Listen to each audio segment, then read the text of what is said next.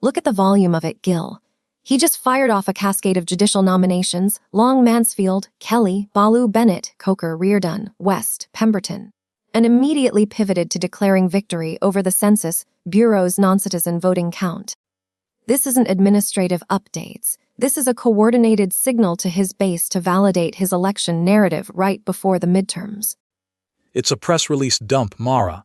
He posts 9 names of federal judges and 1 picture of columns he restored at the White House. You're treating a staff roster update like a market-moving event. The tape doesn't care about who is sitting on the bench in Louisiana or Kentucky. The tape cares about the narrative he's weaving. He claims the Census Bureau proved over 24 some amount non-citizens voted illegally and says the number will explode with the next batch. That is a potent political signal designed to undermine confidence in the process. When he posts that image of the census chart highlighting those 24K records, he's not just sharing data, he's manufacturing a crisis.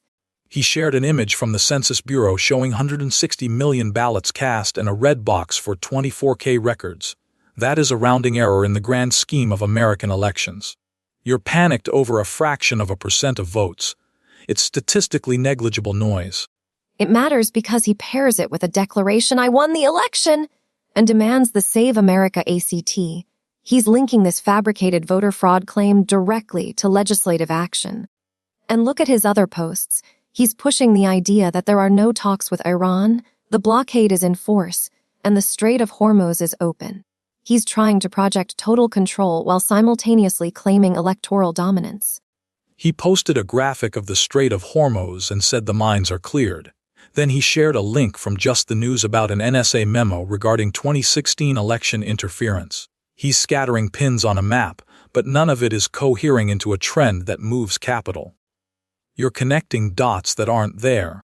It's not random scattering, it's pressure testing. He's endorsing Florida Governor Byron Donalds and Alaska Senator Dan Sullivan while simultaneously attacking imposters and fraudsters. He's trying to consolidate his grip on specific races.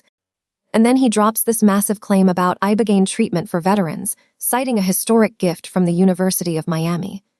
It's all one long pitch: strength, legitimacy, and protection.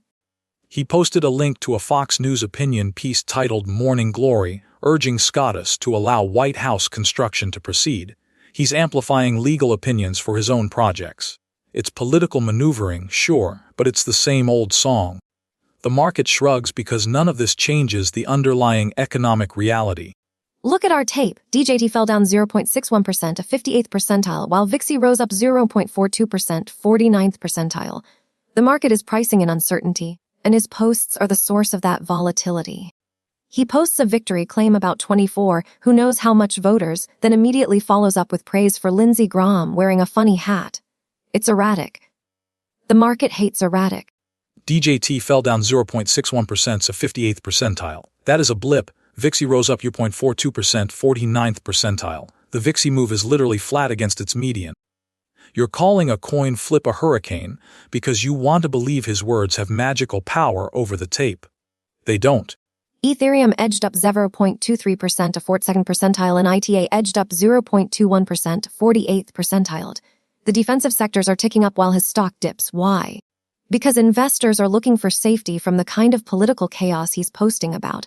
The voter fraud claims, the Iran blockade denials, the judicial purges. They are hedging against him. IT edged up 2.21%, 48th percentile, and Ethereum edged up 0.23%, 42nd percentile.